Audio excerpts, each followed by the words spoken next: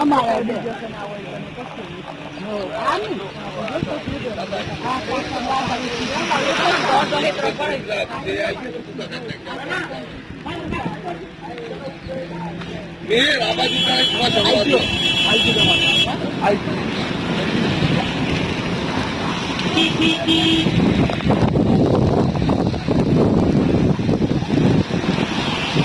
Number થઈ ગયો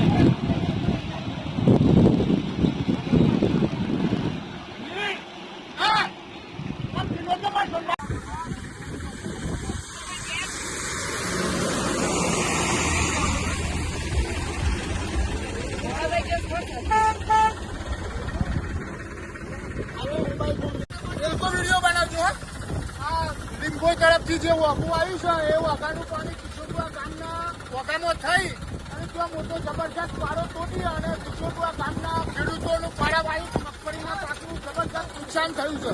સાથે સાથે જીપની નળીઓ પણ તણાઈ અને વોકાની અંદર જઈ રહી છે. આ સામે બાજુનું દેખાય છે એની સામે બાજુ આ બાજુ ખેતીને પણ પાડાવાળી નુકસાન છે.